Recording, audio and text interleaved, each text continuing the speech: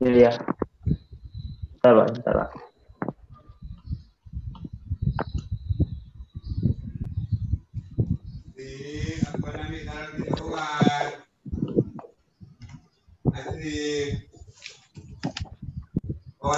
Nanti kalau ngomong.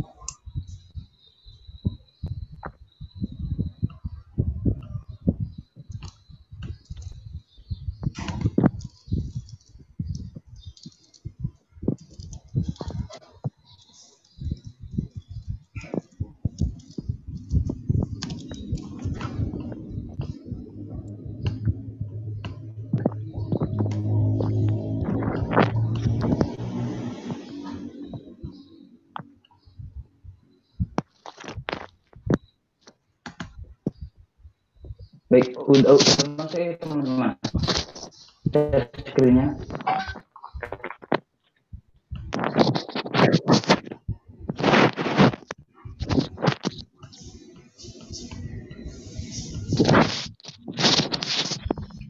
Share screen-nya udah masuk apa tidak? Belum. Sudah. Tapi belum nampak. Belum tuh bisa dibaca udah. Oh, Ulangi coba.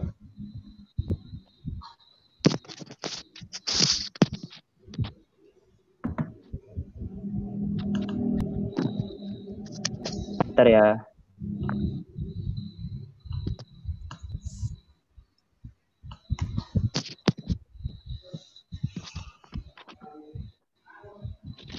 Oke. Ada? Bagaimana, teman? Oke. Aman. Masih? Aman? Iya. Bisa dimulai ini? Iya. Monggo. Silahkan.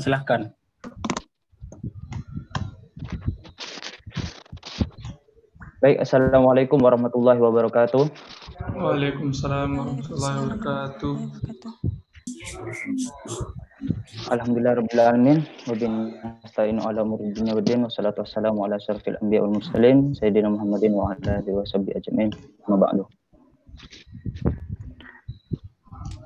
Baik, terima kasih untuk dosen tercinta Makul Pancasila telah memberikan waktu kepada kami kelompok 5 untuk memberikan materi pada hari ini. Baik, sebelum itu saya selaku moderator dalam kelompok 5 ini untuk memperkenalkan terlebih dahulu, saya Muhammad Wildan Zubaidi beserta 3 rekan saya yaitu Anggi Fabizia, kemudian Tika Dwi Safitri, dan yang terakhir yaitu Ahmad Adilinawar. Dalam hal ini kami akan menjelaskan tentang Pancasila sebagai sistem etika politik. Nantinya kita semua akan mendengarkan penjelasan dari 3 rekan saya yang tentunya sudah dipersiapkan dan mereka sudah insya Allah sudah menguasai. Jadi nanti saya minta tolong kepada teman-teman untuk menyimak dan memberi secara sama.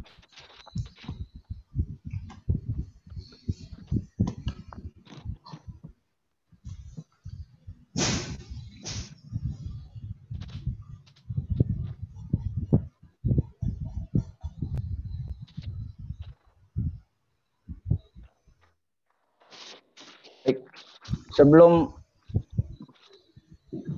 dijelaskan apa itu Pancasila sebagai sistem etika politik, alangkah baiknya kita mengetahui terlebih dahulu apa itu etika dan apa itu politik. Dalam hal ini kan oleh saudara Anggi Febizia. Waktu dan tempat berikan kepada saudara Anggi Febizia.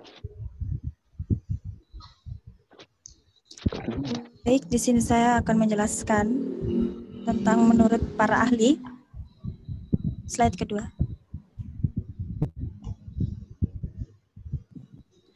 Etika dalam bahasa Yunani yaitu ethos atau artinya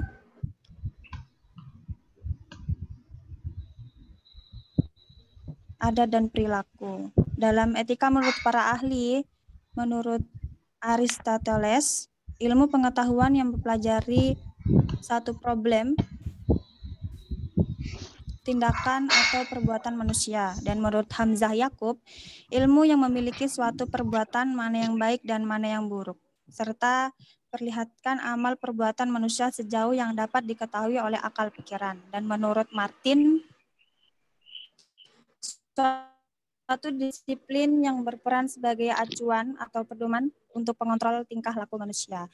Dalam Kamus Besar Bahasa Indonesia sendiri menjelaskan tentang ilmu tentang baik dan buruknya perilaku, hak, dan kewajiban moral, sekumpulan asas atau nilai-nilai yang berkaitan salah perbuatan dan perilaku yang dianut masyarakat. Next.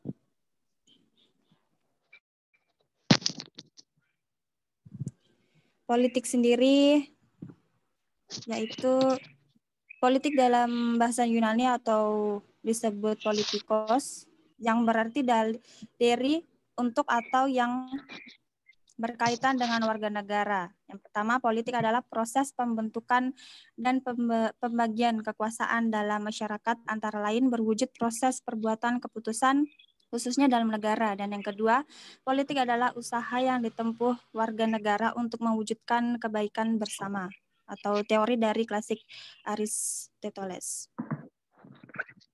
Dan yang ketiga adalah politik, hal yang berkaitan dengan penyelenggaraan pemerintahan dan negara. Next. Jadi etika politik adalah cabang yang filsafat politik yang membicarakan perilaku atau perbuatan-perbuatan politik dalam penyelenggaraan pemerintah dan negara untuk dinilai dari segi buruknya. Filsafat politik sendiri yakni bermasyarakat, berbangsa, dan bernegara, dan dibela yang diperjuangkan. Dalam etika politik, pemerintah yang bermaksud untuk mewujudkan pemerintahan yang bersih, efisien, efektif, serta menumbuhkan suasana politik demokratis yang bercirikan keterbukaan, rasa bertanggung jawab, tanggap dengan aspirasi rakyat, menghargai pendapat perbedaan, jujur dalam persaingan, agar bisa menerima pendapat yang benar, serta menjunjung tinggi hak asasi manusia dan keseimbangan hak kewajiban dalam kehidupan berbangsa dan bernegara. Next. Dalam hubungan etika politik dengan nilai-nilai Pancasila, makna dari nilai-nilai Pancasila dalam beretika politik yaitu Pancasila sebagai dasar filsafah dan bangsa negara yang merupakan satu kesatuan nilai yang tidak dapat dipisah-pisahkan atau tidak bisa diubah dengan masing-masing silanya karena sudah dibentuk. Karena jika dilihat dari satu persatu dari masing-masing sila itu dapat saja ditemukan dalam kehidupan berbangsa dan bernegara.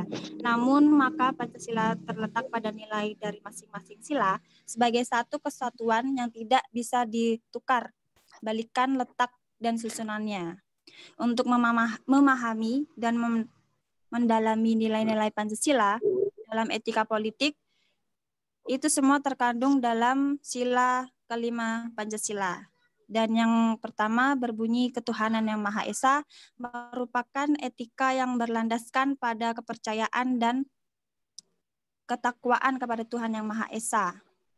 Ketuhanan berasal dari kata Tuhan, Sang Pencipta seluruh alam. Yang Maha Esa berarti Maha Tunggal. Maka negara Indonesia berdasarkan pada ketuhanan yang Maha Esa, dan negara memberikan jaminan sesuai dengan keyakinan dan kepercayaan untuk beribadah dan beragama bagi semua warga tanpa kecuali. Tidak boleh ada sikap dan perbuatan yang anti ketuhanan yang Maha Esa. Dan sila kedua yang berbunyi kemanusiaan yang adil dan beradab merupakan etika yang menjunjung tinggi nilai-nilai kemanusiaan. Kemanusiaan yang berasal dari kata manusia, yaitu makhluk yang berbudaya dan memiliki potensi pikir, rasa, karsa, dan cipta. Dengan akal nuraninya manusia menyadari nilai-nilai dan norma-norma. Adil berarti wajar, yaitu sesuai dengan hak dan kewajiban seorang. Beradab, kata pokoknya adalah adab. Dan yang sila ketiga yang berbunyi Persatuan Indonesia merupakan etika yang menempatkan persatuan kesatuan serta kepentingan dan keselamatan bangsa dan negara di atas kepentingan pribadi dan golongan. Dan persatuan yang berasal dari kata satu artinya utuh, tidak terpecah belah. Persatuan mengandung pengertian bersatunya bermacam-macam corak yang beraneka ragam menjadi satu kebulatan. Sila Persatuan Indonesia ini mencangkup persatuan dalam arti ideologis, politik, ekonomi, sosial, budaya, dan hamkan. Hal ini sesuai dengan pembukaan Undang-Undang Dasar 1945 alinea keempat yang berbunyi kemudian daripada itu untuk membentuk suatu pemerintah negara Indonesia yang melindungi segenap bangsa Indonesia dan seluruh tumpah darah Indonesia. Dan sila yang keempat berbunyi kerakyatan yang dipimpin oleh hikmat kebijaksanaan dalam permusyawaratan perwakilan. Merupakan etika yang menghargai kedudukan, hak dan kewajiban warga masyarakat atau warganya sehingga tidak memaksakan pendapat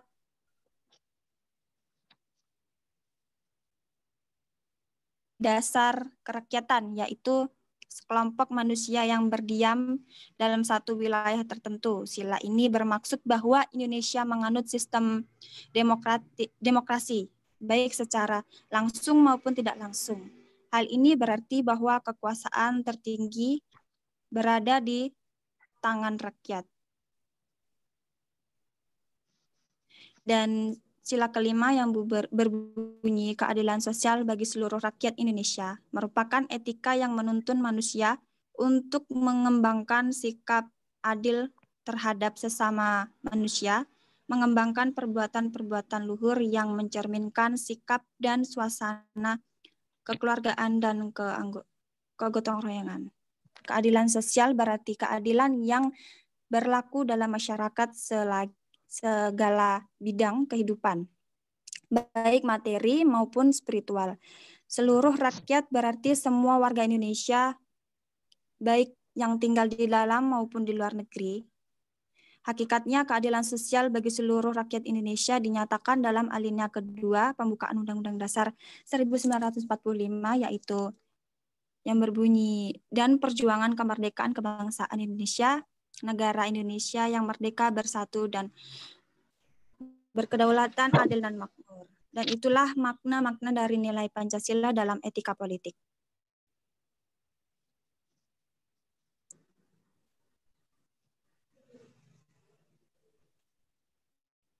Next.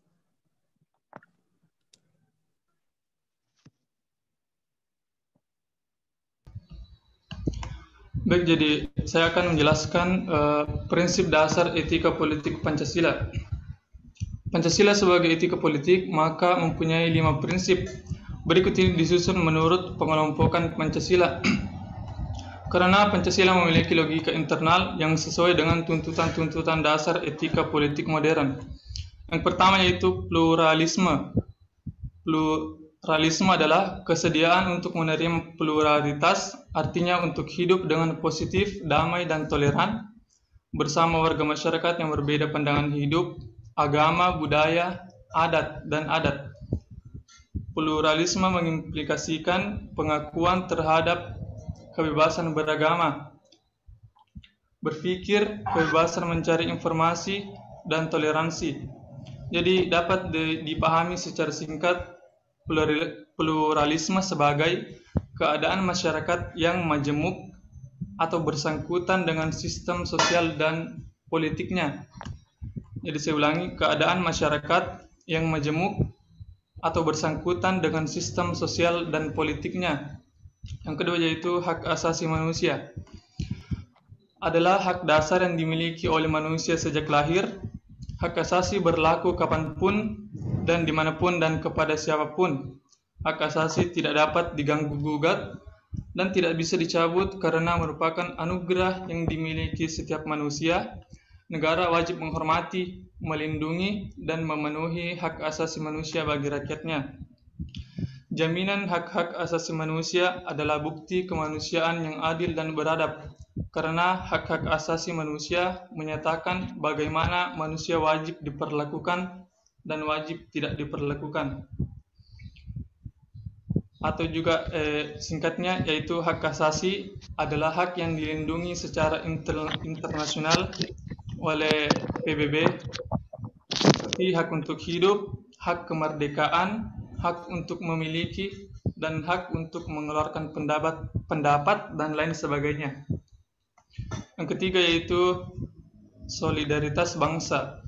Solidaritas bermakna manusia tidak hanya hidup demi diri sendiri, melainkan juga demi orang lain, bahwa kita bersatu, senasib, sepenanggungan.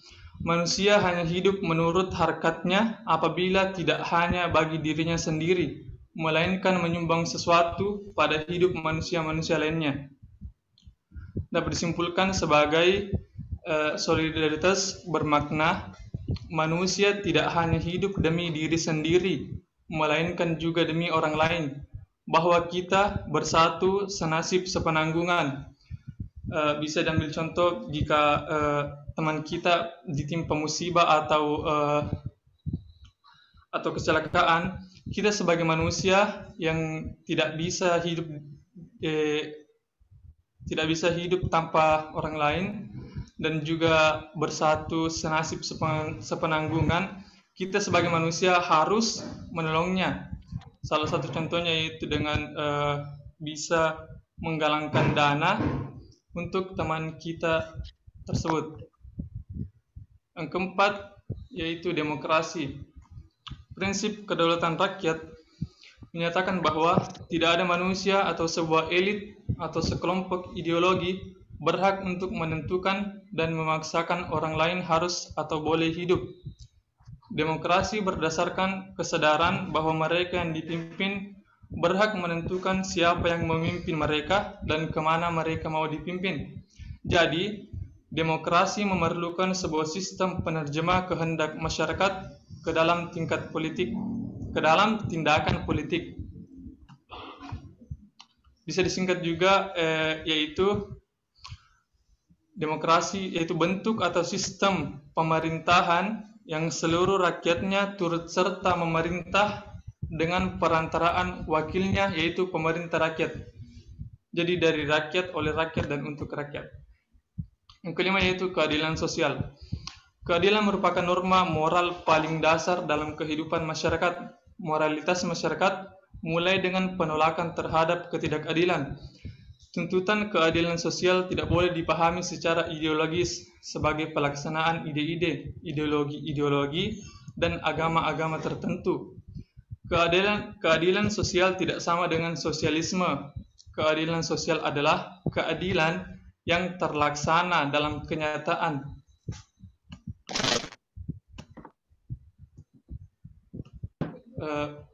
Dalam kenyataan untuk itu, tantangan etika politik paling serius di Indonesia sekarang adalah kemiskinan, ketidakpedulian, dan kekerasan sosial. Dapat diambil contoh yaitu kerjasama untuk menghasilkan masyarakat yang bersatu secara organis sehingga setiap anggota masyarakat memiliki kesempatan yang sama dan nyata untuk tumbuh dan belajar hidup berdasarkan kemampuan aslinya. Next, Wildan.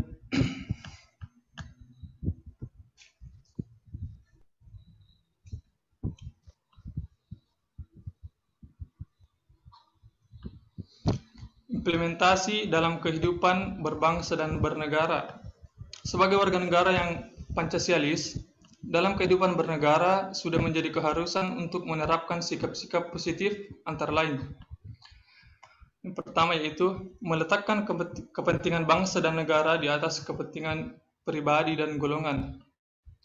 Makna mengutamakan kepentingan bangsa dan negara adalah berlaku tidak egois dan individualis, di mana apa yang kita lakukan berdasar untuk keuntungan pribadi dan golongan, lebih mendahulukan hal, sikap, dan tindakan yang berperan penting bagi bangsa dan negara. Misalkan mengikuti pemilu dengan baik dan objektif, menaati peraturan yang berlaku meskipun sulit untuk diterapkan bagi diri pribadi kita.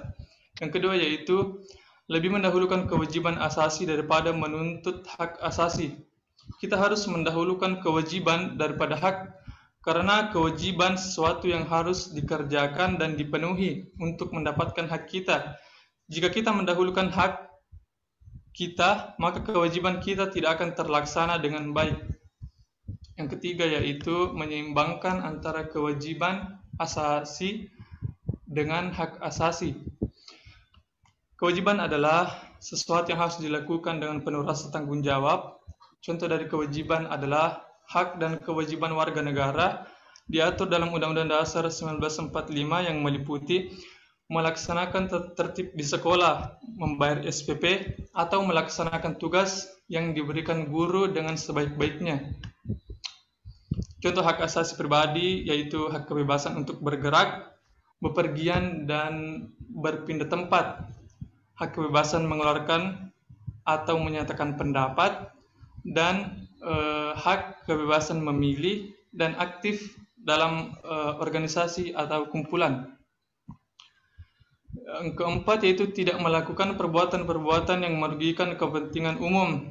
Contohnya membakar hutan, membuang sampah, melanggar lampu lalu lintas, membuang limbah, pecahan kaca di jalan, dan lain sebagainya. Yang kelima yaitu lebih mencintai produk dalam negeri daripada produk dari luar negeri. Saya kira poin nomor 5 sudah sangat jelas. Kita harus mencintai produk dalam negeri daripada luar negeri. Yang keenam, bangga sebagai bangsa Indonesia. Artinya, kita merasa besar hati atau merasa berbesar jiwa atau merasa gagah menjadi bangsa Indonesia.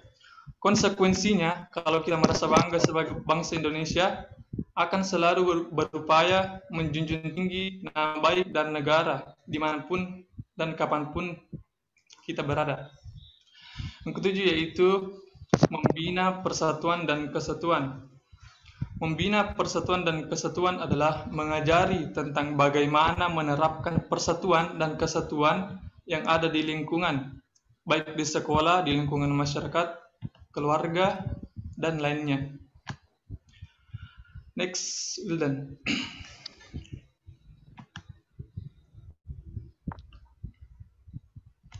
Fungsi Pancasila sebagai etika politik. Fungsi etika bagi kehidupan kenegaraan adalah alat untuk mengatur tertib kehidupan kenegaraan, memberikan pedoman yang merupakan batas gerak hal dan wewenang kenegaraan, menampakkan kesadaran kemanusiaan dalam bermasyarakat dan bernegara, mempelajari dan menjadikan objek tingkah laku manusia dalam hidup kenegaraan. Poin yang pertama yaitu memberikan pedoman yang merupakan batas gerak, hak, dan wewenang kenegaraan. Setiap negara memiliki kedaulatan atas wilayahnya agar negaranya aman dari tindak kriminalitas yang mengancam kedamaian suatu negara yang berasal dari luar negara. Hal ini perlu dipertahankan kedaulatan suatu negara agar tidak terjadi pencurian batas wilayah dan tidak terjadinya kembali penjajahan. Yang kedua yaitu mengatur tertib hidup kenegaraan. Jadi karena itulah mengapa setiap negara memiliki aturan dan nilai norma yang berlaku dalam masyarakatnya. Jadi setiap negara juga tentu berbeda-beda dalam mengatasi tata tertib negaranya. Yang ketiga yaitu menampakkan kesadaran kemanusiaan dalam bermasyarakat dan bernegara. Jadi intinya dalam poin ketiga ini kita harus menjadi manusia yang dapat memanusiakan manusia lainnya. Karena hakikat manusia diciptakan yaitu untuk menyembah kepada Tuhan. Jadi pada hakikatnya jika kita tidak menyembah kepada Tuhan, jadi kita belum menjadi manusia yang sesungguhnya. Yang poin keempat yaitu kekuasaan dalam negara dijalankan sesuai dengan asas legalitas legitimasi, yaitu legitimasi hukum, yaitu dijalankan sesuai dengan hukum yang berlaku. Asas legalitas adalah suatu jaminan dasar bagi kebebasan individu dengan memberi batas aktivitas apa yang dilarang secara tepat dan jelas. Keadilan legalitas dikatakan adil jika sesuai dengan ketentuan hukum yang berlaku.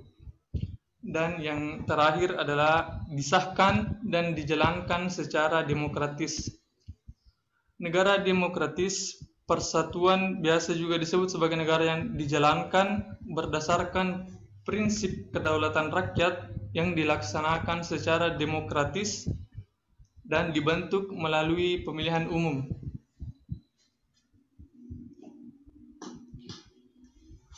Sekian, jadi selanjutnya saya serahkan kembali kepada moderator.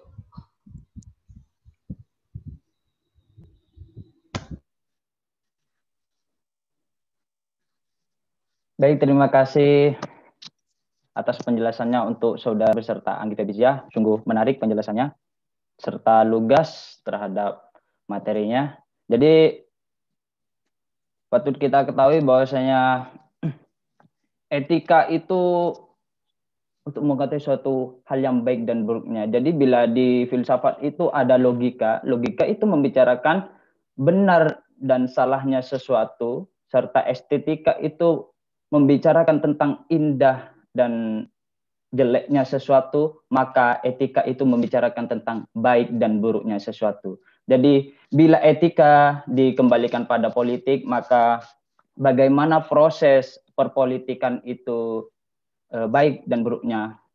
Jadi kita mengetahui etika politik itu dengan Pancasila. Jadi bagaimana cara kita mengetahui dan kebaikan dan buruknya suatu perpolitikan yang ada. Jadi kebetulan Indonesia menggunakan dengan sistem Pancasila, jadi kita bisa merujuk pada nilai-nilai Pancasila. Pancasila dijadikan asas atau pedoman.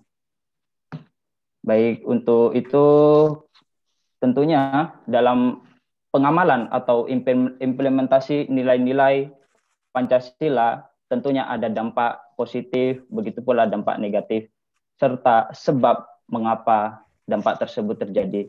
Untuk itu, alangkah baiknya mari kita simak penjelasan selanjutnya yang akan disampaikan oleh Mbak Tika.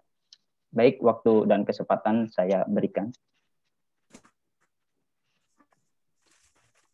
Baik, terima kasih. Di sini saya akan lanjutkan penjelasan dari teman-teman, yaitu mengenai penyimpangan etika politik. Sebelumnya, penyimpangan merupakan tindakan atau perilaku yang tidak sesuai dengan norma, nilai, dan hukum yang berlaku. Sehingga dalam penyimpangan etika politik ini, kita harus setiap perilaku manusia harus mulai memperhatikan seiring berjalannya waktu dengan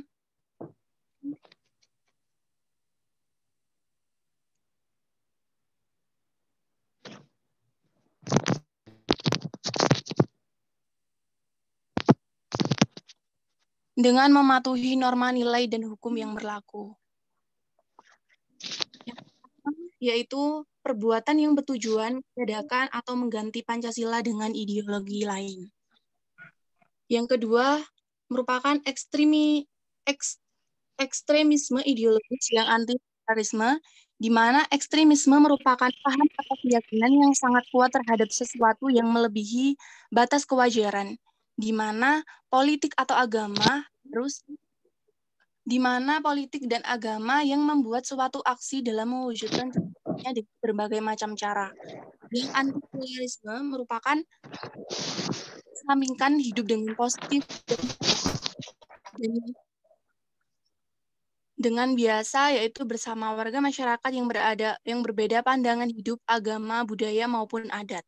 Di mana pluralisme merupakan suatu kegiatan yang mengimplementasikan pengakuan terhadap kebebasan beragama, kebebasan berpikir, kebebasan mencari informasi, dan toleransi. Yang ketiga merupakan korupsi, di mana kasus korupsi merupakan kasus yang paling tinggi jumlahnya di Indonesia, bahkan hampir di setiap instansi memiliki kasus korupsi yang tidak sedikit.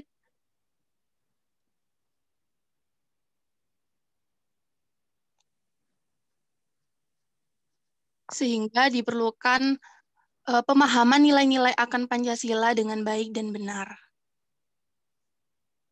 Selanjutnya yaitu ketidakpedulian terhadap masyarakat. Ketidakpedulian terhadap masyarakat ini merupakan pengabaian terhadap kemiskinan, kesenjangan sosial, kekerasan sosial, dan feodalisme kekuasaan yang mengangkangi hukum, serta pengabaian terhadap kekerasan di masa itu yang mengubur ingatan sosial. Yang kelima, budaya politik yang cenderung antagonis, di mana merupakan suatu usaha oleh suatu kelompok ataupun komunitas dalam menghilangkan dan mengurangi suatu integritas sosial.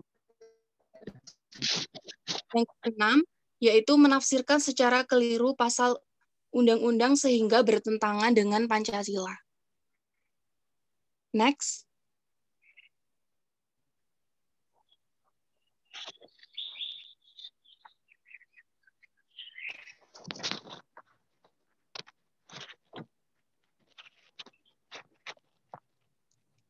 Selanjutnya yaitu faktor terjadinya penyimpangan dalam etika berpolitik. Pertama yaitu ketidakpahaman dan ketidakmampuan masyarakat dalam memahami Pancasila sebagai konsep etika.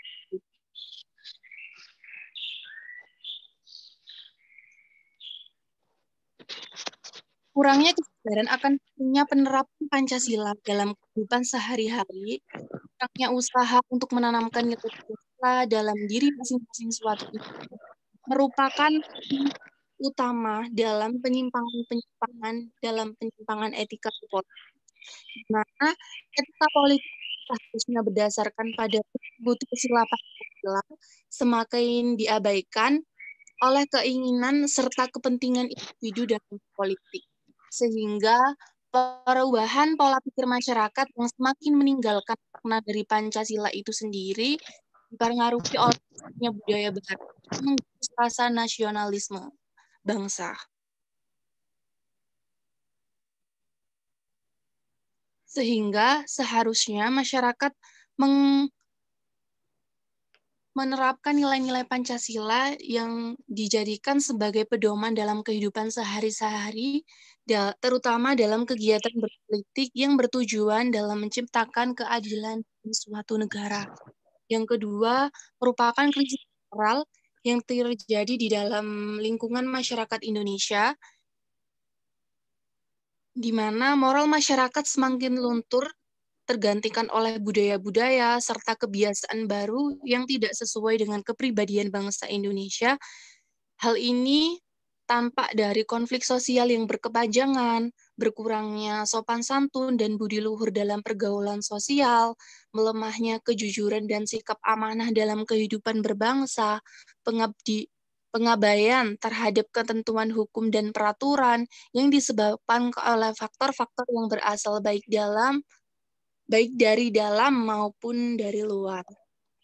Sehingga berbunculan sikap acuh tak acuh, tidak jujur, dan selalu bertindak dan mewarnai kegiatan berpolitik. Yang ketiga, yaitu terhadap agama yang dianutnya, di mana Indonesia merupakan negara yang berdasarkan atas ketuhanan yang Maha Esa dalam sila pertama Pancasila, di mana terkandung nilai ketuhanan yang diharapkan dapat membentuk suatu karakter bangsa yang baik dan benar, sehingga agama dijadikan sebagai panduan manusia dalam bersikap, bertindak, untuk menyelenggarakan sesuatu secara adil, bertanggung jawab, dan benar, termasuk dalam kegiatan berpolitik. Jadi Indonesia merupakan negara yang menjunjung tinggi dan mengakui umat beragama. Sehingga longgarnya pegangan hidup ini, longgarnya terhadap agama yang dianutnya ini, maksudnya keyakinan beragama itu mulai terdesak, kepercayaan kepada Tuhan tinggallah sebuah simbol, serta larangan-larangan atau perintah-perintah Tuhan juga dipatuhi lagi, sehingga hilangnya pesan pengontrol yang ada di dalam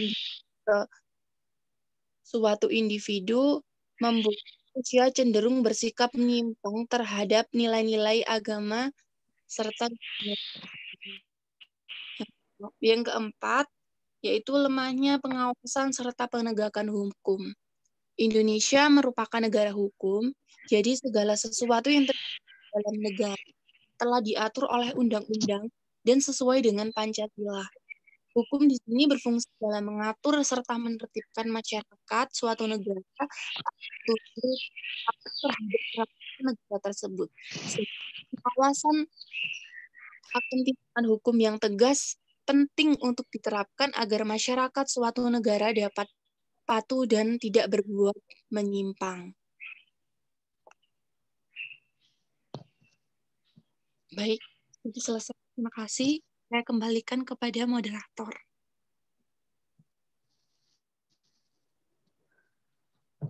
Baik, terima kasih kepada Saudara tentang penyimpangan yang biasa terjadi dalam praktek politik beserta faktor-faktornya. Sungguh sangat jelas penjelasannya tersebut dan sangat memberikan pengetahuan kepada kami bahwasanya penyimpangan tersebut tidak asing dan sering kita temukan. Jadi bahwasanya pentingnya Pancasila tertanam pada dalam diri kita, penyimpangan tersebut tidak terjadi seperti itu.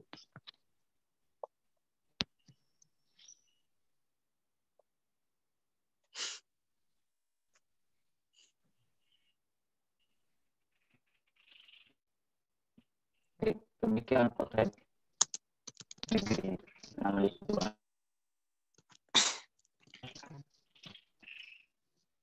Nah, dari penjelasan dari prinsip-prinsip dasar etika politik itu telah jelas terkandung dalam Pancasila dengan yang mesti direalisasikan.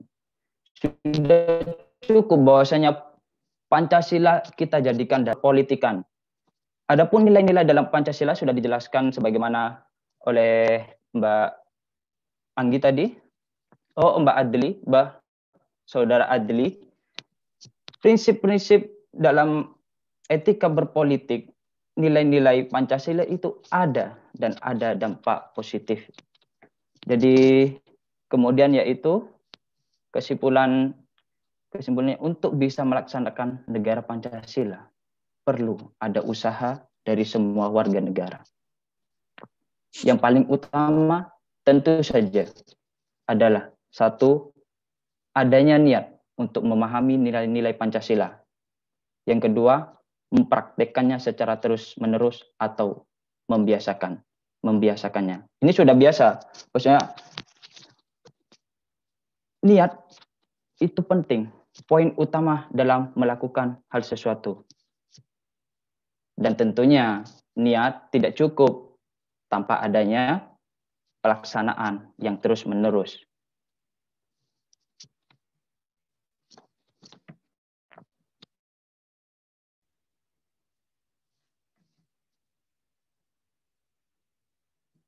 Baik, demikian penjelasan kelompok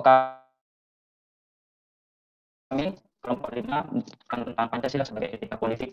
Jadi untuk selanjutnya, saya selaku moderator membuka pertanyaan kepada yang mungkin kurang jelas atau perlu dijelaskan kembali atau mungkin perlu bertanya terkait apa yang terjadi. Jadi dipersilahkan untuk teman-teman. Saya buka. Kelompok 6 dilanjut aja dulu, Mas. Oh ya. Kelompok 6 dulu, baru nanti dilanjut tanya jawab untuk semua kelompok. Ya. Sebelum saya tutup dari kelompok 5, jadi ada saran dari buat kita semua berdasarkan hasil penjelasan di atas terdapat saran. Yang pertama untuk generasi muda. Kami mengharap agar supaya benar-benar memahami nilai-nilai Pancasila sebagai dasar kehidupan dan juga sebagai sumber dalam dunia politik nantinya dapat bertindak sesuai dengan nilai-nilai Pancasila. Jadi kita sudah mulai dari sekarang perlu memahami dan mendalami apa itu Pancasila.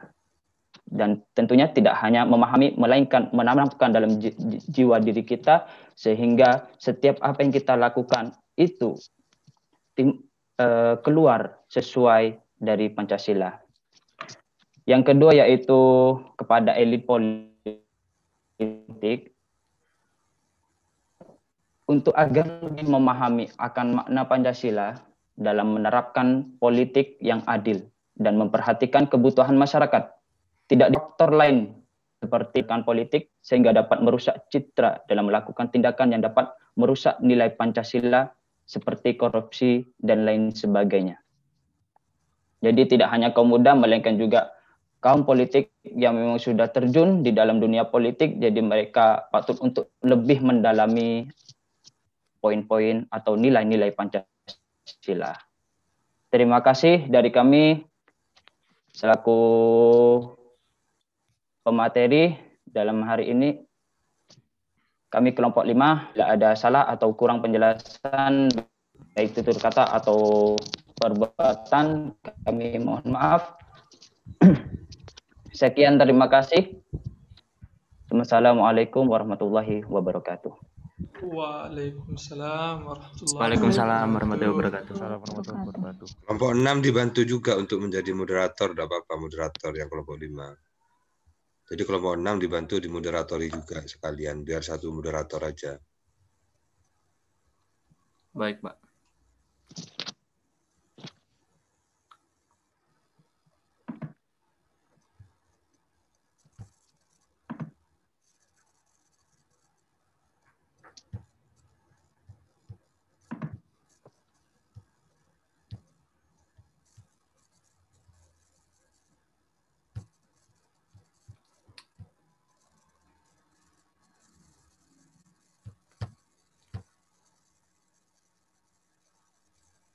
Baik. Assalamualaikum warahmatullahi wabarakatuh. Waalaikumsalam warahmatullahi wabarakatuh. Kami dari 6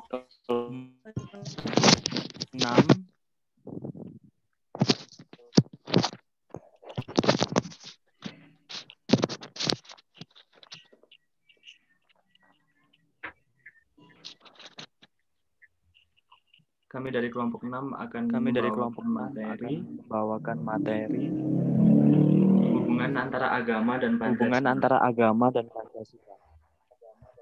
Oke, yang pertama ada saya. Marcelino Farel.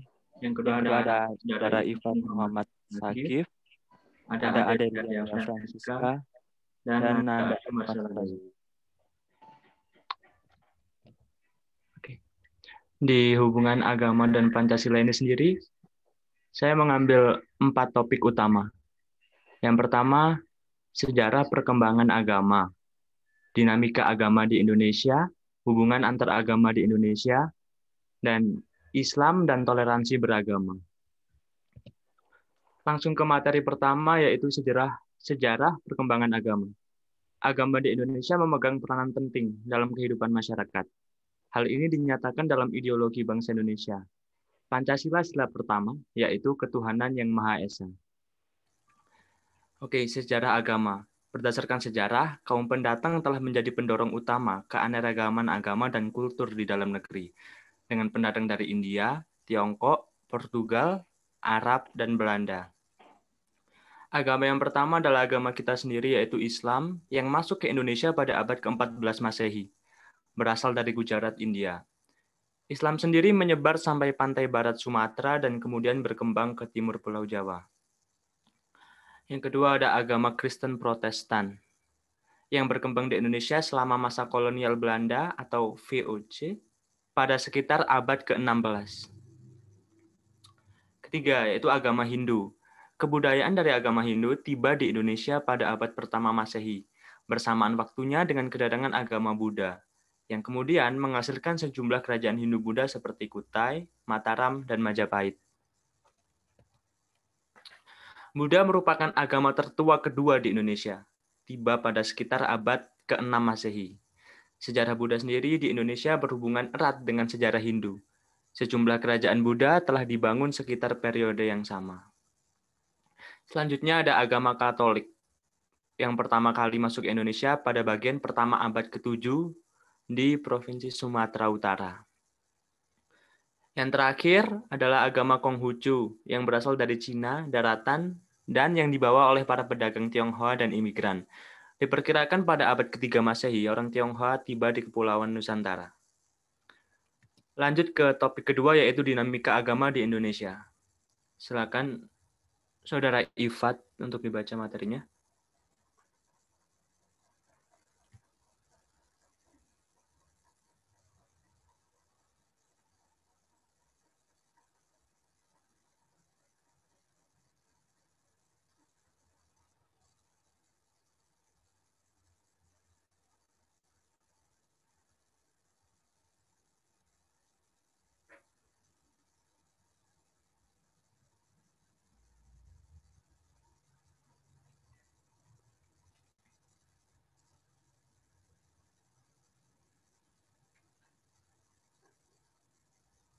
Oke, kita ganti ke Saudari Adel. Silakan.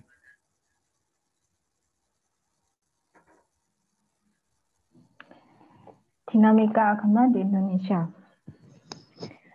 Agama di Indonesia memegang peranan penting dalam kehidupan masyarakat. Hal ini dinyatakan dalam ideologi bangsa Indonesia. Pancasila pada sila pertama yaitu ketuhanan yang Maha Esa. Ini adalah kompromi antar gagasan negara Islam dan negara sekuler.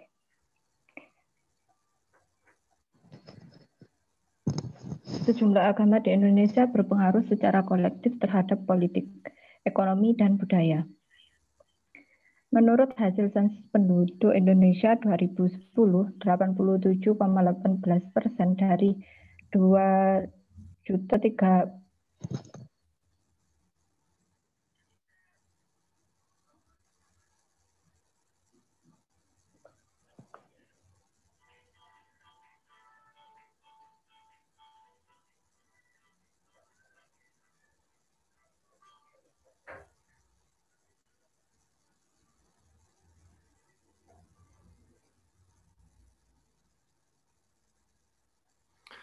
Oke, karena Adel ada masalah sama koneksi internet, saya akan lanjutkan.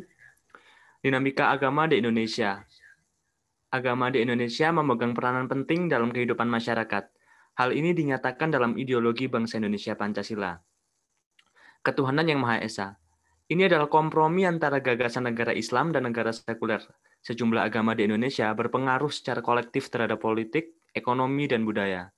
Menurut hasil sensus penduduk Indonesia tahun 2010, 87,18% dari 237 juta sekian penduduk Indonesia adalah pemeluk Islam. Maka dari itu, Nusantara merupakan wilayah dengan penduduk Muslim terbanyak di dunia, nomor 3.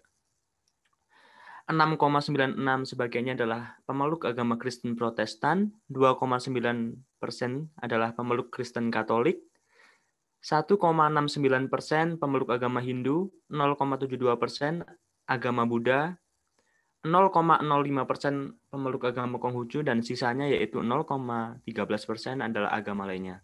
Dan 0,38 tidak terjawab atau tidak dinyatakan. Dalam penetapan Presiden nomor 1 tahun 1965 tentang pencegahan penyalahgunaan atau penodaan agama, bagaimanapun secara resmi hanya mengakui 6 agama, yakni Islam, Protestan, Katolik, Hindu, Buddha, dan Konghucu yang sampai sekarang kita ketahui. Baru-baru ini aliran kepercayaan atau agama asli Nusantara telah diakui pula sesuai dengan putusan MK Republik Indonesia. Tertanggal 7 November 2017, Dengan banyaknya agama maupun aliran kepercayaan yang ada di Indonesia, konflik antar agama seringkali tidak terelakkan. Lebih dari itu, kepemimpinan politis Indonesia memainkan peranan penting dalam hubungan antar kelompok maupun golongan. Program transmigrasi secara tidak langsung telah menyebabkan sejumlah konflik di wilayah timur Indonesia. Kita flashback ke Orde Lama Soekarno pada tahun 1945 sampai 1965 adalah gangguan antara agama dan negara. Perubahan penting terhadap agama juga terjadi semenjak era Orba atau Orde Baru. Antara tahun 1964 dan 1965, ketegangan antara PKI dan pemerintah Indonesia bersama dengan beberapa organisasi mengakibatkan terjadinya konflik dan pembunuhan terburuk pada abad ke-20. Atas dasar peristiwa itu, pemerintahan Orde Baru mencoba untuk menindak para pendukung PKI dengan menerapkan suatu kebijakan yang mengharuskan semua untuk memilih satu agama karena kebanyakan pendukung PKI adalah ateis. Dari situlah muncul gagasan kenapa seseorang harus memeluk agama. Sebagai hasilnya, tiap-tiap warga negara Indonesia diharuskan untuk membawa kartu identitas pribadi yang menandakan agama mereka. Kebijakan ini mengakibatkan suatu perpindahan agama secara massal, dengan sebagian besar berpindah ke agama Kristen Protestan dan Kristen Katolik. Karena Konghucu bukanlah salah satu dari status pengenal agama, banyak orang Tionghoa juga berpindah ke Kristen atau Buddha. Hingga sekarang, masalah agama masih menjadi masalah yang paling sensitif di kehidupan berbangsa dan bernegara. Banyak organisasi yang siap menjaga keamanan atau citra baik agama mereka masing-masing. Oleh karena itu, dibutuhkan kebijakan seluruh warga negara, termasuk kita para mahasiswa, dalam kehidupan beragama, menguatkan sifat toleransi, tidak membeda-bedakan, tidak mudah termakan berita hoax, menjaga kerukunan beragama baik di lingkungan sosial media maupun di kehidupan nyata. Semua itu perlu ditanamkan dan dikuatkan demi terciptanya kehidupan beragama yang baik dan nyaman. Hal itu perlu kita lakukan sekali lagi untuk mencegah adanya konflik yang sama pada masa Orde Baru. Saya kira itu untuk topik dinamika agama. Dan kita lanjut ke topik selanjutnya, yaitu hubungan antar agama di Indonesia. Untuk Saudari Marcella, silakan bisa dibaca.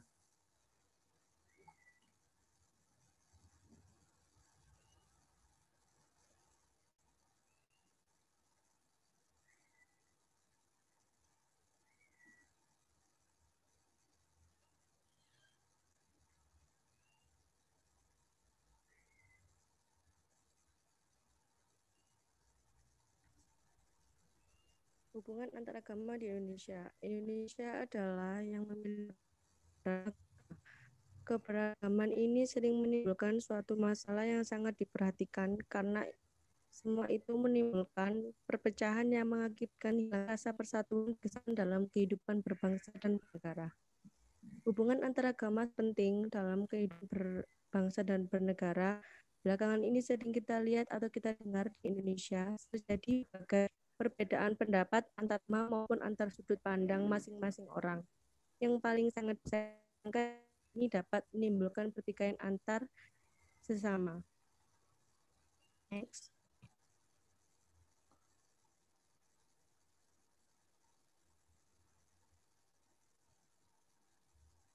Bisa dilanjut.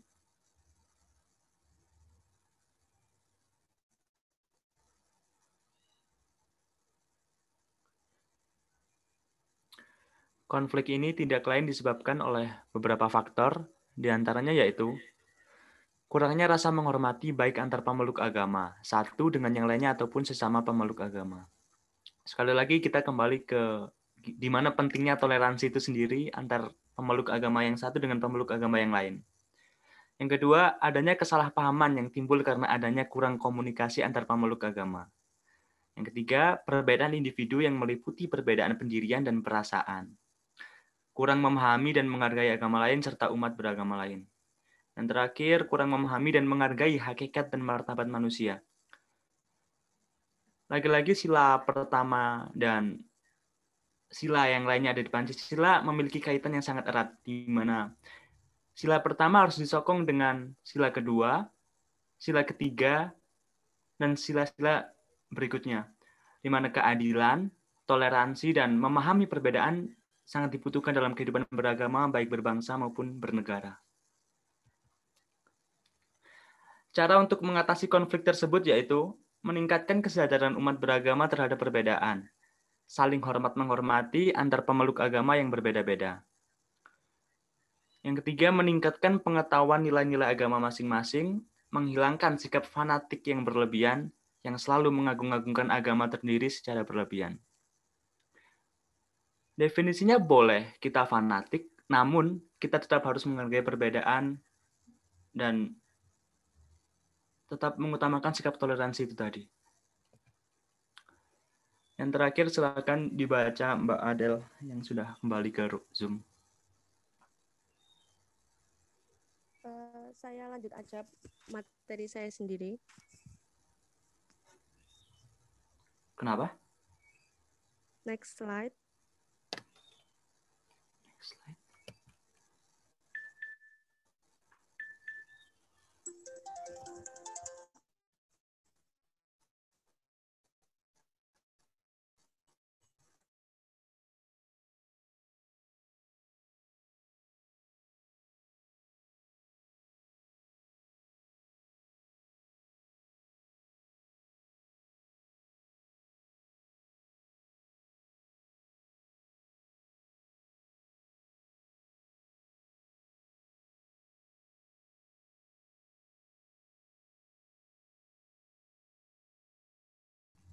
Tidak pernah, bukan tidak pernah dipaksakan ya.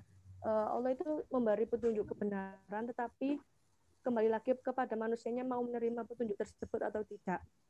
Tapi Allah itu hanya memberikan, hanya mengingatkan konsekuensi-konsekuensi yang harus diterima manusia ketika jalan hidupnya itu.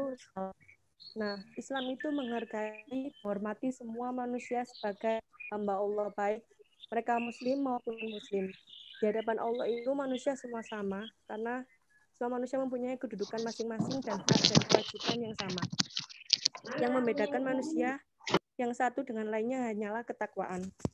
Ada kesamaan harus kelakuan adil kepada setiap manusia dan tidak boleh menyakiti, menzalimi satu sama lain.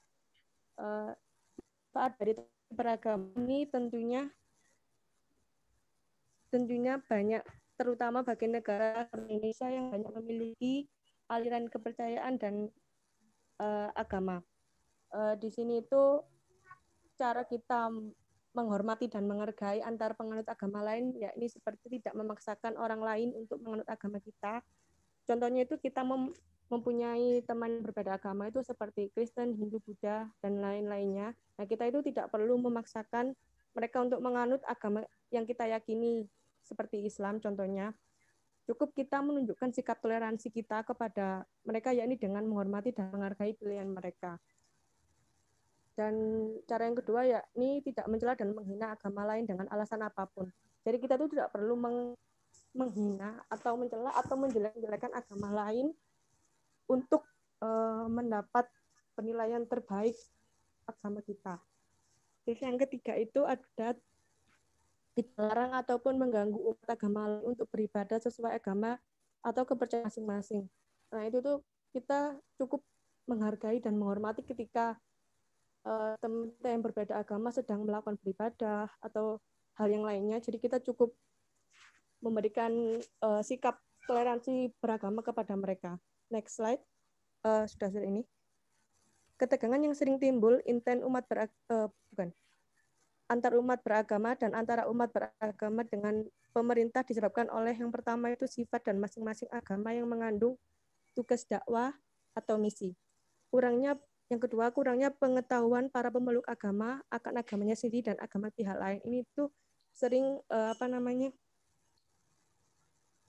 sering ada mungkin gitu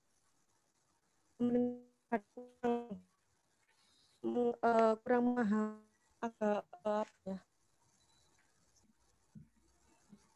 memahami untuk pengertian pemeluk agama lainnya. Jadi kadang itu kayak menentukan keputusan nih. Nah, itu tuh seringkali itu menguntungkan agama-agama tertentu. Jadi Hal ini tuh memunculkan rasa ketidakadilan terhadap penganut agama yang tidak dominan dan membuat terjadinya konflik antar umat beragama. Dan terakhir ada kurangnya saling pengertian dalam menghadapi masalah perbedaan pendapat. Ini sering sekali terjadi ya, karena itu banyak kadang itu berita-berita palsu yang membuat kita semua itu kadang bingung mana berita yang benar dan mana berita yang salah.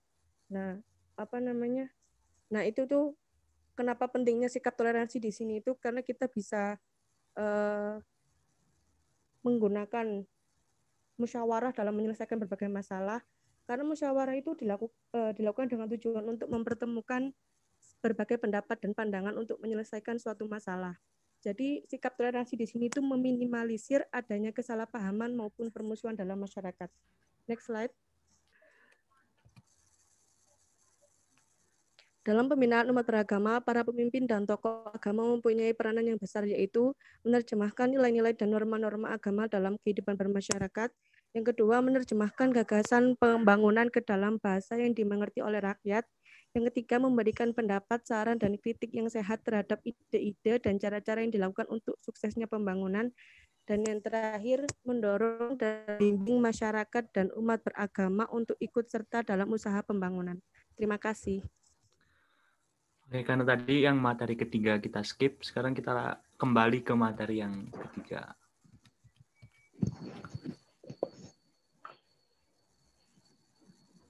Silakan Adel dibaca.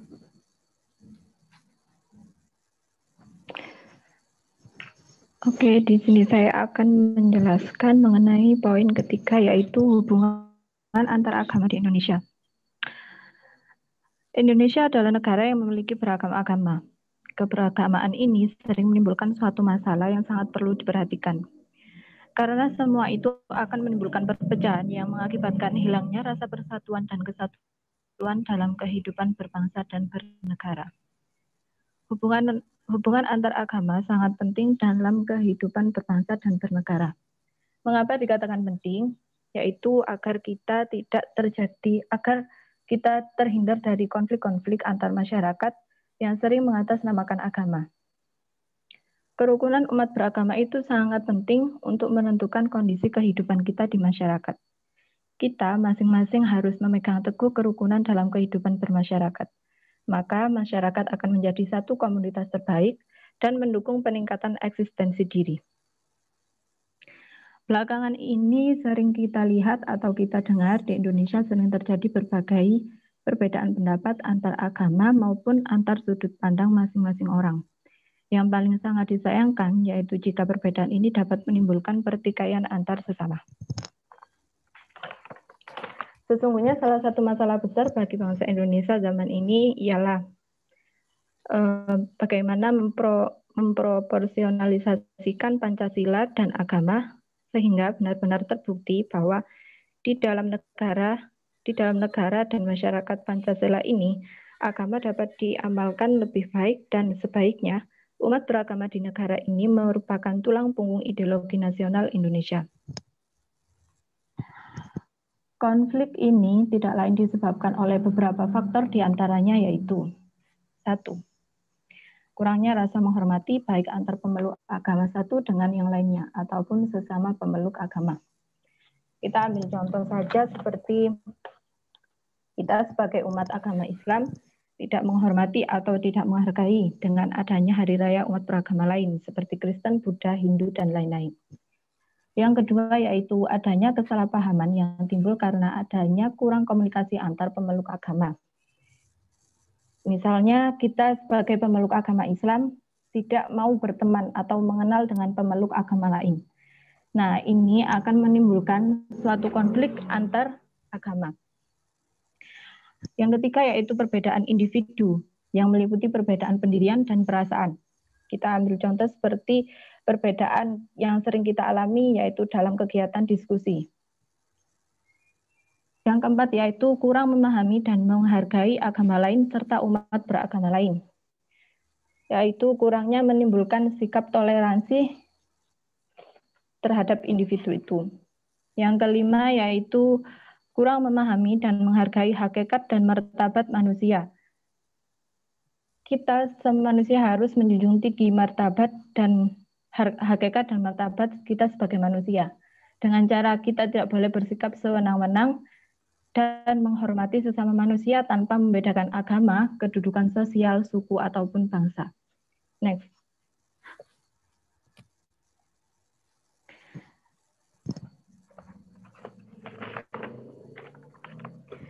Kita sebagai warga negara Indonesia yang baik, yang berpedoman, berpegang teguh terhadap Pancasila, alangkah baiknya jika sebuah masalah diselesaikan dengan baik sesuai dengan nilai-nilai yang terkandung dalam Pancasila. Cara untuk mengatasi konflik tersebut yaitu 1. Meningkatkan kesadaran umat beragama terhadap perbedaan. 2. Saling menghormati antar pemeluk agama yang berbeda-beda. 3. Meningkatkan pengetahuan nilai-nilai agama masing-masing. 4. Menghilangkan sikap fanatik yang berlebihan yang selalu mengagung-agungkan agama sendiri secara berlebihan. Terima kasih. Saya kembalikan ke moderator.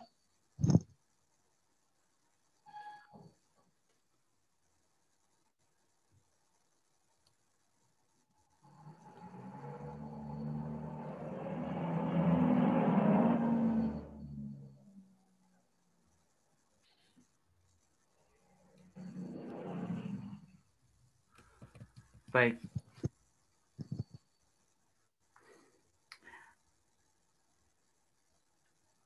Saya kira sudah semua yang kita sudah sampaikan, semua topik yang kita angkat. Pada kesimpulannya adalah agama dan Pancasila memiliki hubungan yang sangat erat antara satu sama lain. Agama dijadikan tonggak utama dalam berdirinya sistem utama bangsa ini. Jadi alangkah pentingnya kita semua sebagai warga negara menyadari dan menjaga hubungan antara agama dan Pancasila. Sekian dari kelompok saya. Wassalamualaikum warahmatullahi wabarakatuh. Dan saya buka sesi pertanyaan kali ini. Silakan. Terima kasih Pak, sudah.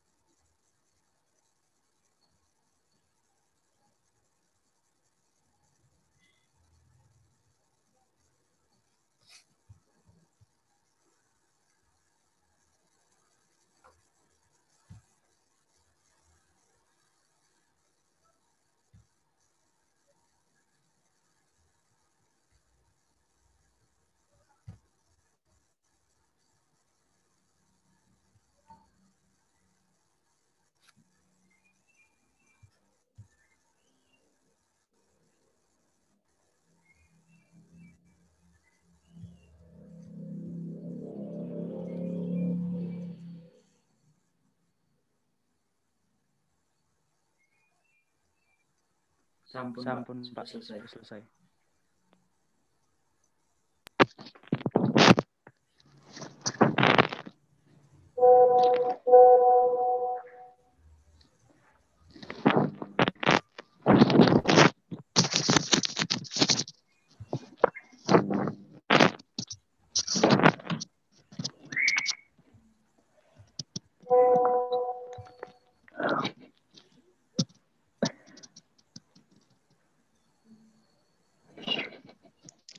Saya ingin bertanya kepada kelompok 5.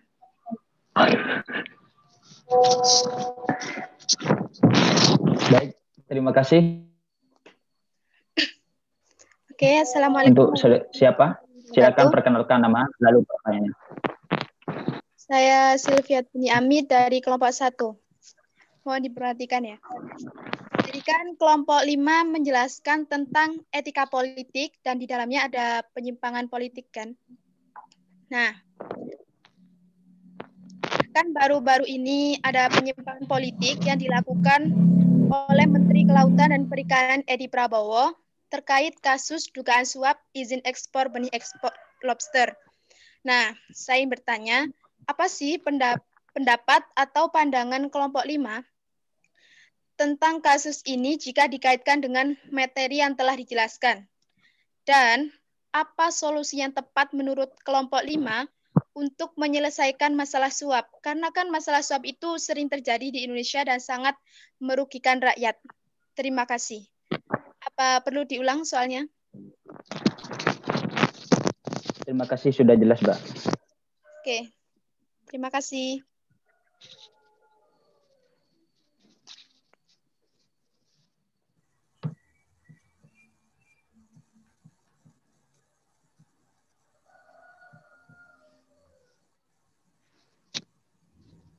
Baik, soalnya kami tampung terlebih dahulu.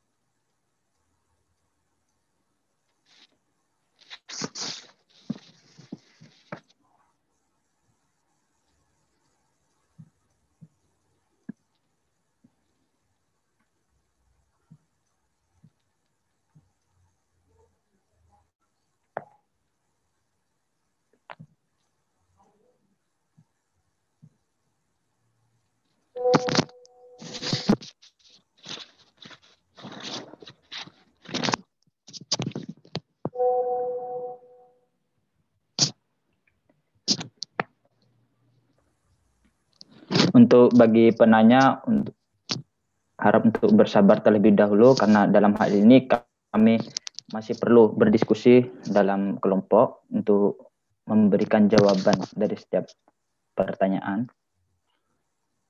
Dan untuk yang lain bisa diajukan pertanyaan bila punya.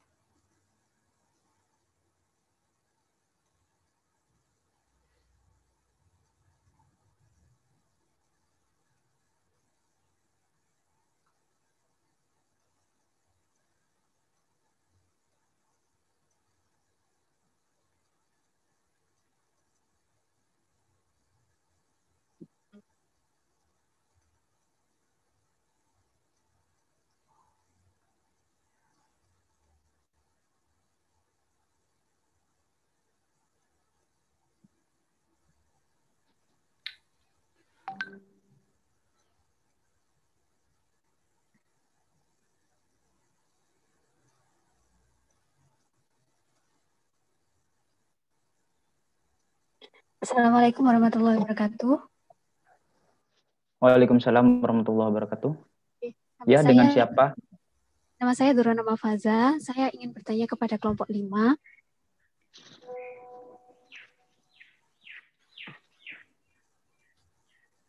Tadi kan ada yang mengatakan tantangan etika politik saat ini adalah kemiskinan, kekerasan sosial, dan apa gitu satu lagi. Lah, bagaimana cara untuk menghadapi tantangan tersebut dan apa yang bisa kita lakukan? Maksudnya apa peran kita sebagai mahasiswa untuk ikut serta dalam menghadapi tantangan tersebut? Ya, terima kasih, Mbak, atas pertanyaannya. Terima kasih.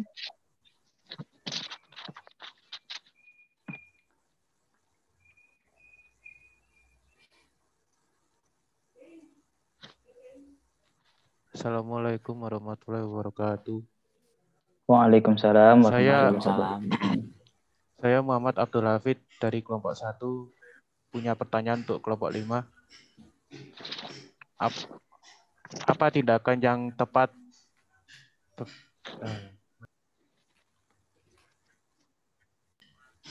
jika ada warga negara yang menyimpang dari etika Pancasila? Apa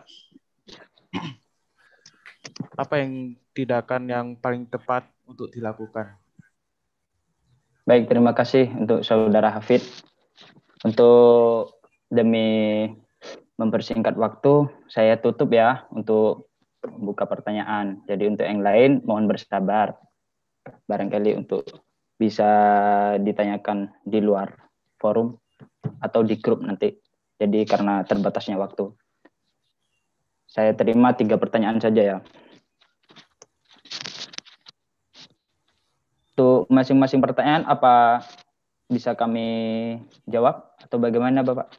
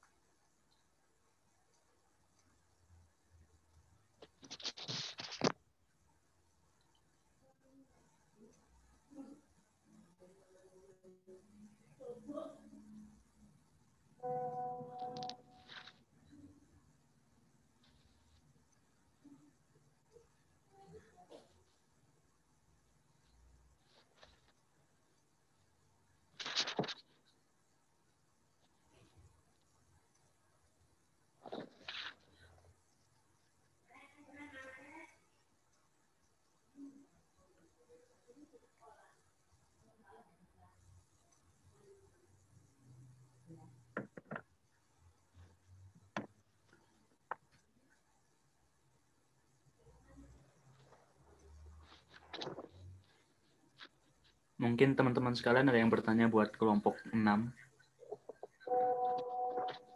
Bisa sekalian disampaikan.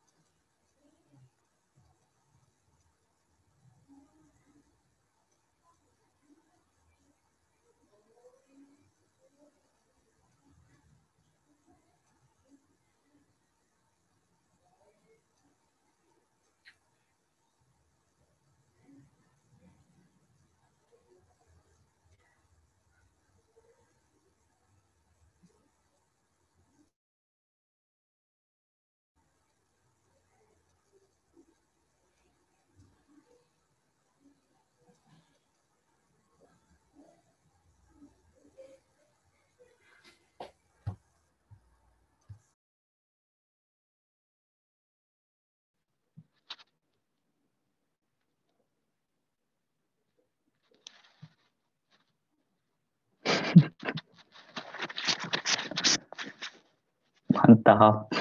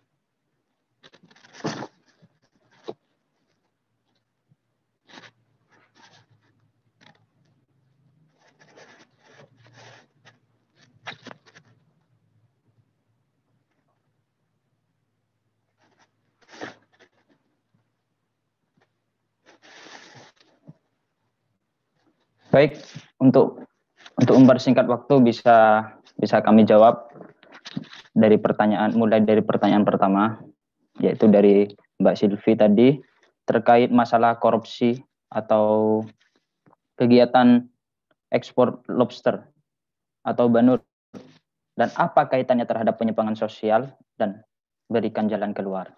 Ya, sesuai pengamatan kami kelompok 5, dan mohon maaf bila nanti ada kurang atau salah atau mungkin perlu diperbaiki, jadi mohon kerjasamanya teman-teman, karena dalam hal ini kami jawab sesuai kemampuan masing-masing kami. Jadi penangkapan yang dilakukan tersebut, yang dilakukan Komisi Anti Korupsi tersebut, yang sekarang diduga sebagai korupsi ekspor banur, selama itu melanggar hukum dan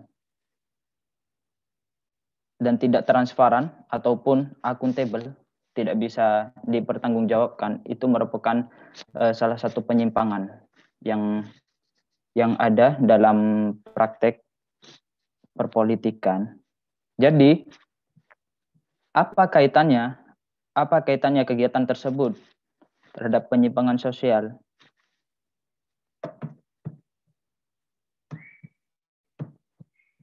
Kok ada suaranya? Halo?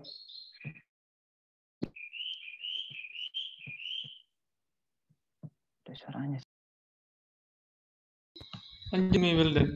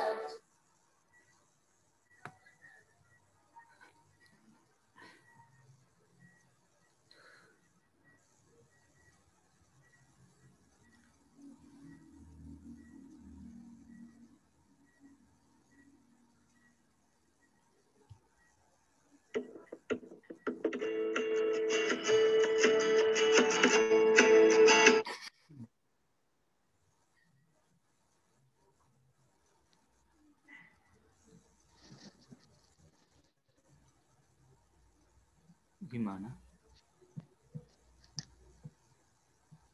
Ya, bisa dilanjut teman-teman. Jadi untuk pertanyaan tadi, mohon maaf barusan ada gangguan. Jadi untuk jawaban soal pertama tadi, tentu kegiatan tersebut melanggar aturan atau merupakan penyimpangan. Jadi bagaimana cara mengatasi hal tersebut atau mencari jalan keluar? Tentunya dalam hal ini ada instansi khusus yang menangani hal tersebut. Bila tersebut ternilai sebagai pelanggaran atau penyimpangan, jadi tentunya satu yang hanya bisa kami lakukan yaitu harapan terhadap instansi-instansi yang menangani kasus-kasus tersebut agar menindak dengan tegas. Seperti itu.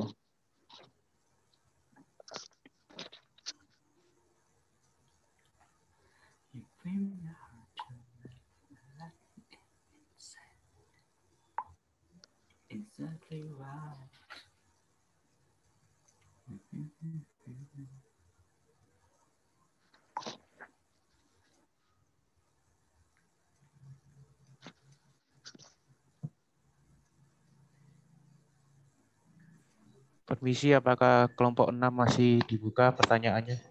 Sesi boleh, jawab. Silakan.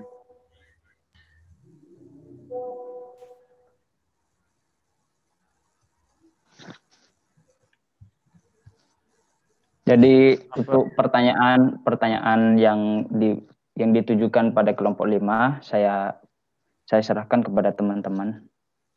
Jadi teman-teman bisa dibantu untuk Saudara Anggi, Adrina War beserta Tika.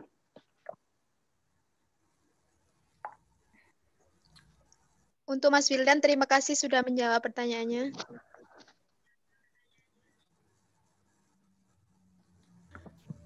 Jadi saya mau meminta pendapat dari kelompok 6. Bagaimana dengan suatu negara yang pemerintahan atau peraturannya berdasarkan agama, berdasarkan hukum agama. Oh iya. Baik, dicatat dulu Kak.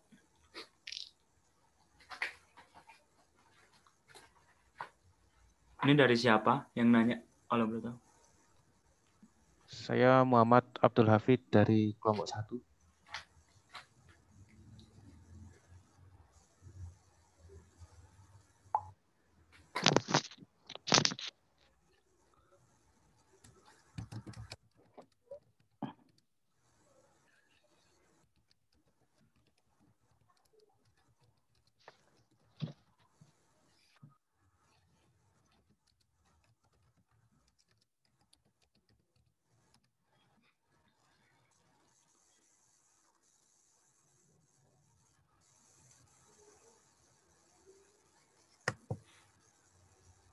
Jadi yang ditanyakan adalah pendapat soal negara yang menjadikan agama sebagai dasar hukum.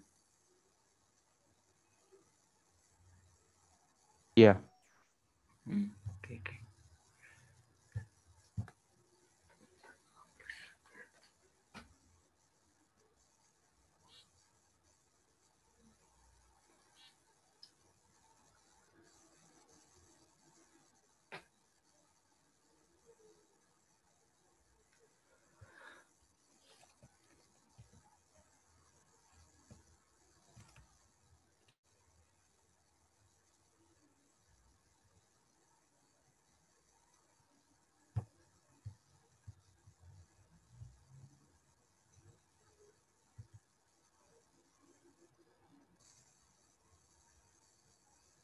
Mungkin ada pertanyaan lain selanjutnya, biar dikumpulkan nanti jadi satu dijawab bareng.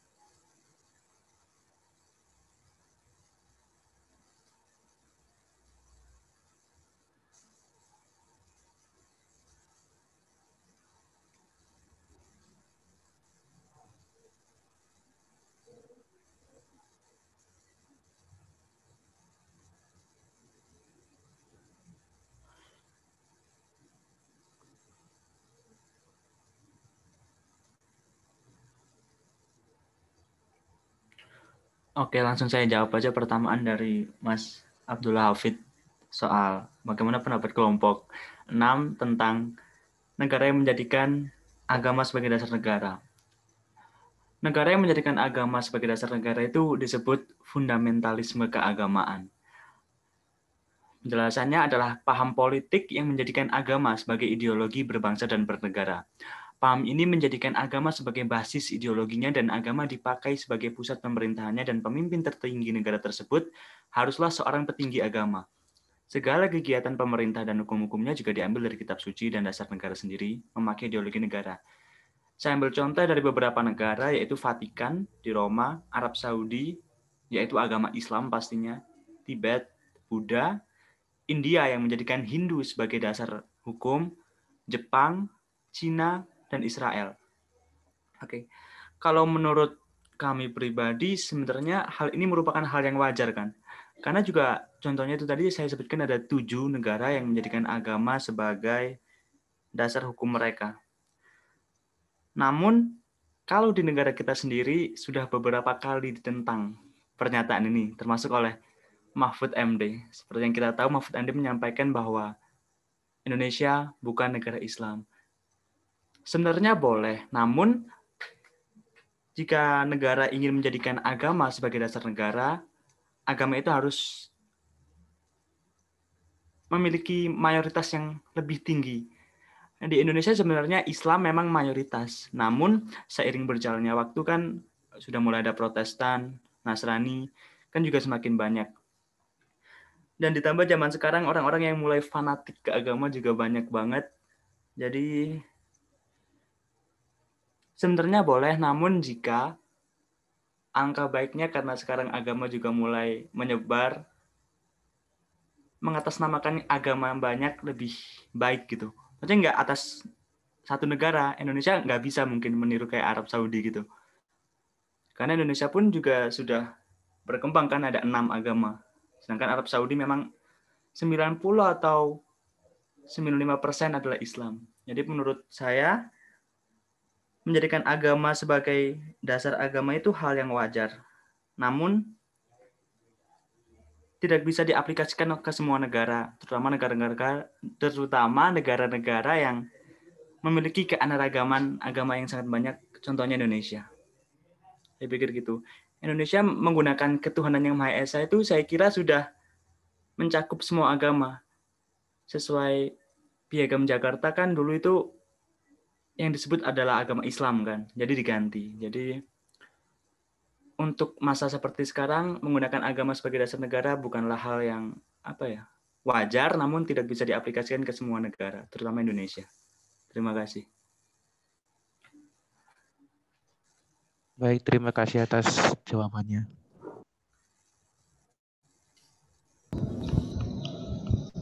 Baik, jadi saya akan menjawab pertanyaan dari saudara Hafid yang tadi bagaimana selaku mahasiswa, peran mahasiswa atau kita ini untuk memberantas penyimpangan di kehidupan saat ini. Jadi mahasiswa sangat turut berperan dalam perubahan Indonesia. Selain itu, mahasiswa juga dituntut untuk senantiasa melakukan kontrol sosial terhadap segala jenjang masyarakat, sehingga ketika terjadi penyimpangan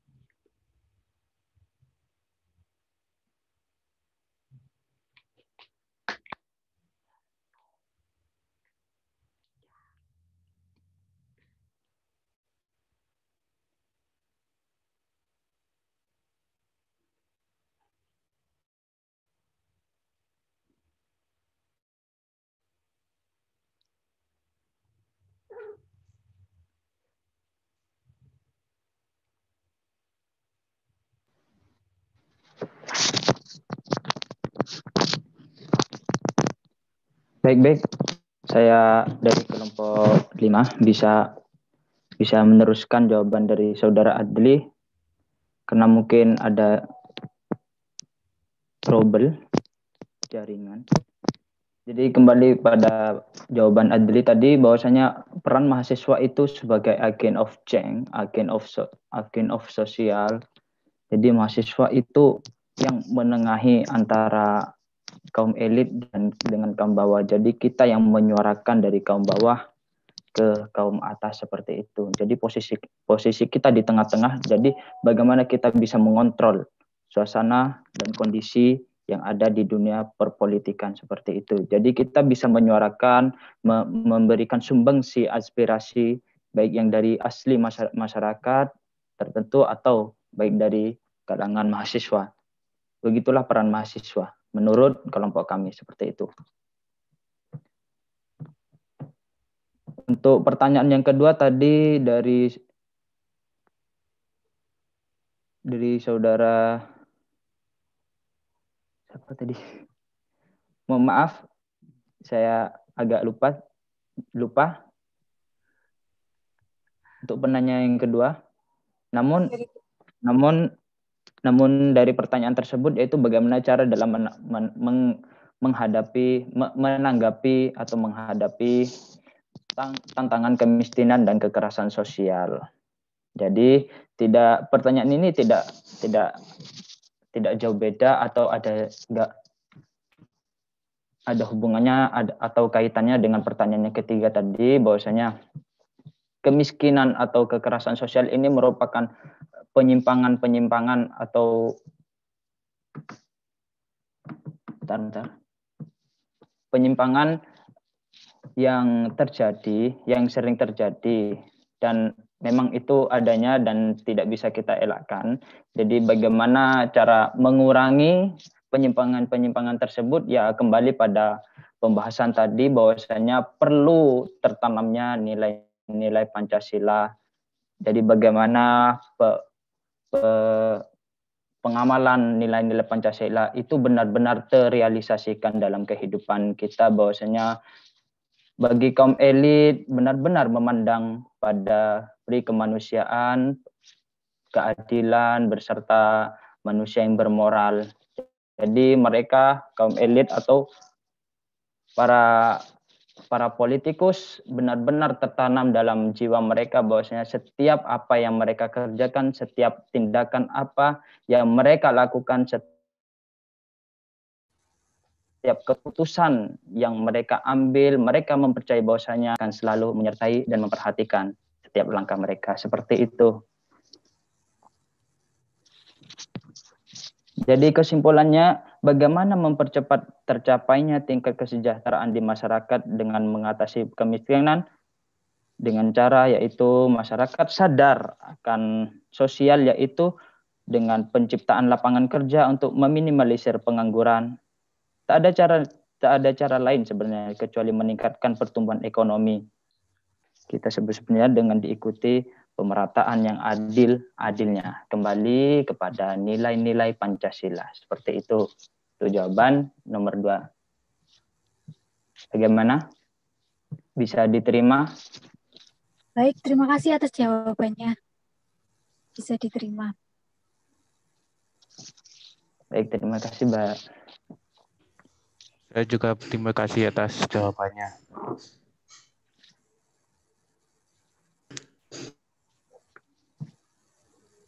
Mungkin presentasi hari ini bisa dikembalikan pada Bapak.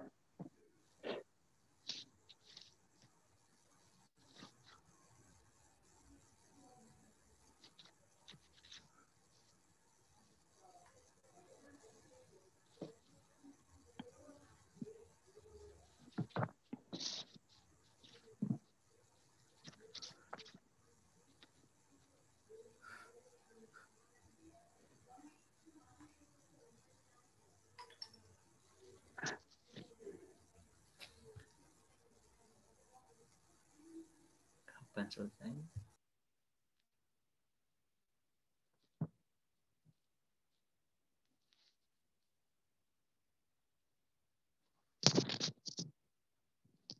Baik, Bapak. Presentasi sudah selesai dan terlaksana.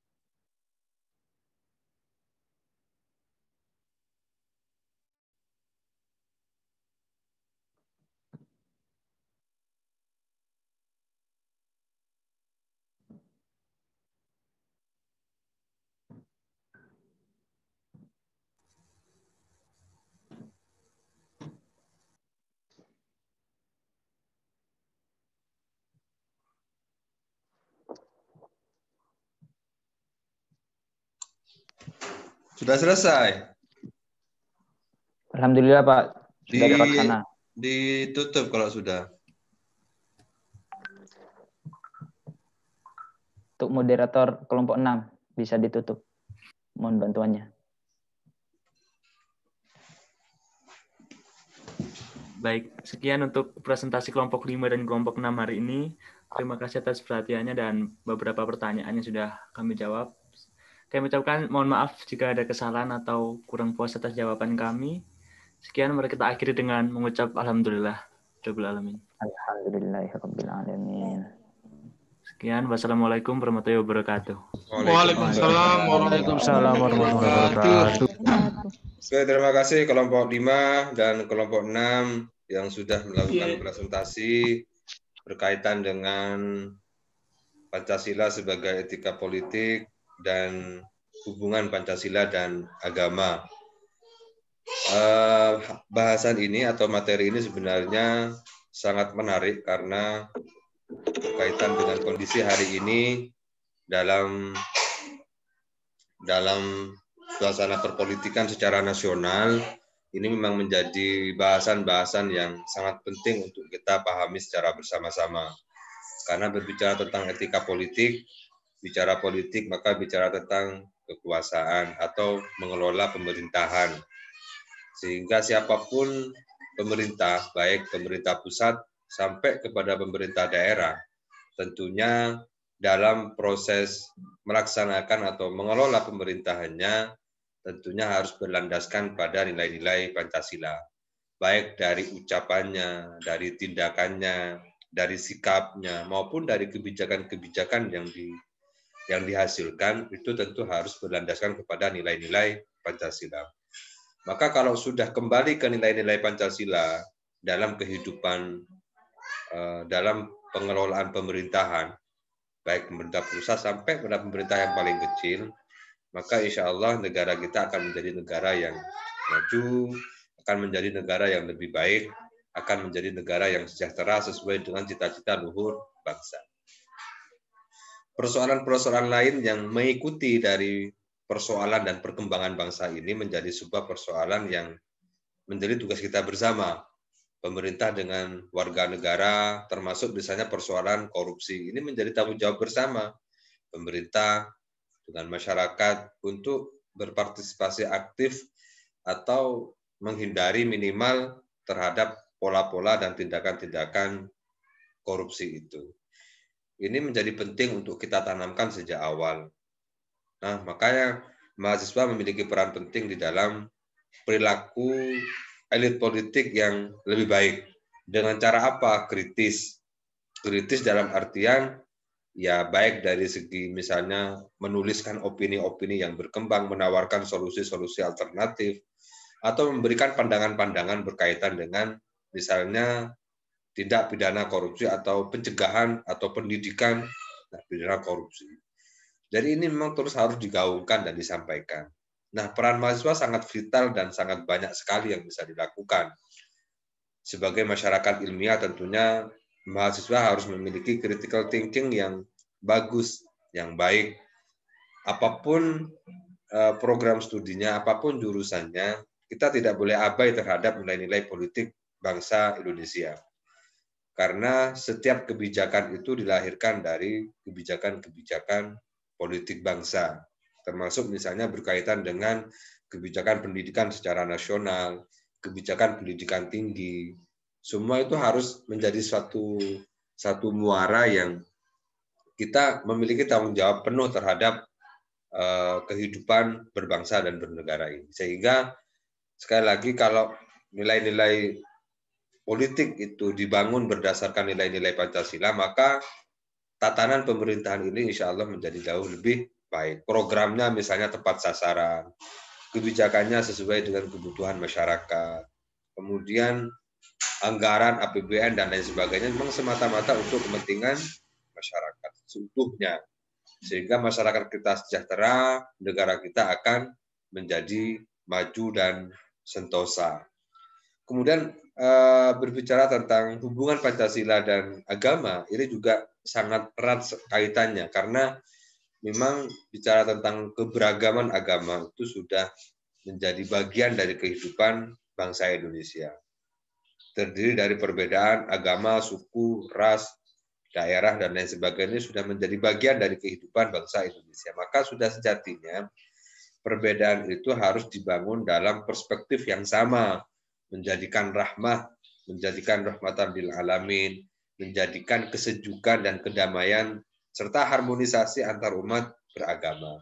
Saling menghargai, saling menghormati satu sama lain, tidak melakukan diskriminasi, yang mayoritas misalnya tidak kemudian melakukan diskriminasi terhadap yang minoritas, begitu juga yang minoritas harus menghargai yang mayoritas, dan saling menghargai itu adalah sebuah kunci untuk keberagaman yang harmonis, yang baik, sehingga kehidupan kita itu bergandengan tangan dengan tetap meyakini bahwa sesuai dengan agamanya masing-masing, dan ini terus disampaikan dan dilakukan dalam pola-pola kehidupan bermasyarakat. Misalnya gotong royong itu tidak mengenal batas agama, misalnya kerjasama itu juga tidak mengenal perbedaan agama. Selama kita mau sama-sama melakukan kebaikan, maka insya Allah akan menjadi kebaikan bagi kita semua. Maka sudah sejak lama hubungan agama dan negara itu tidak dipertentangkan, baik oleh Pancasila sendiri ataupun oleh agama sendiri. Maka dari penjelasan di awal kemarin bahwa Pancasila itu ideologinya terbuka. Keterbukaan ideologi itu Pancasila menerima apapun agamanya selama agama itu tidak bertentangan dengan nilai-nilai Pancasila. Kemarin ketika Haji Abdul Rahman Wahid misalnya menjadi presiden, mengakui keberadaan agama Konghucu sebagai bagian dari agama di Indonesia yang diakui. Itu juga menjadi sesuatu yang harus kita hormati dan hargai. Karena agama yang ada di Indonesia itu tidak saling mempertentangkan satu sama lain, baik agama dengan Pancasila ataupun Pancasila terhadap agama-agama yang ada. Karena memang dari nilai luhur yang ada itu, perbedaan itu sudah sejak lama. Oleh karena itu, bagaimana kita hari ini menyikapi dan menghadapi perbedaan itu dengan nilai-nilai yang ada di dalam diri kita, dengan nilai-nilai saling menghormati dan memanusiakan manusia, saling meyakini terhadap agamanya masing-masing, saling menyatukan dan saling menguatkan melalui nilai-nilai persatuan dan lain sebagainya, serta sampai kepada nilai-nilai keadilan. Jadi nilai-nilai keadilan itu di dalam kehidupan berbangsa dan bernegara itu tidak melihat agamanya siapa, termasuk di dalam posisi di dalam aspek hukum, termasuk di dalam aspek kebijakan negara. Tidak boleh misalnya negara melakukan misalnya pengkhususan terhadap agama lain, tidak boleh. Karena di dalam nilai-nilai Pancasila itu semuanya memiliki hak dan kewajiban yang sama di dalam kehidupan berbangsa dan bernegara ini. Sehingga sampai sekarang pun nilai-nilai agama itu tidak mempertentangkan keberadaan Pancasila sebagai ideologi negara. Ini sudah kesepakatan final yang kita tinggal melanjutkan sebagai generasi bangsa. Melanjutkan, merawat, memperkokoh, memperkuat nilai-nilai itu dengan nilai-nilai pengamalan kita, nilai-nilai kehidupan kita di sekitar kita, dan lain sebagainya yang bisa kita lakukan untuk kehidupan bangsa dan negara yang lebih baik.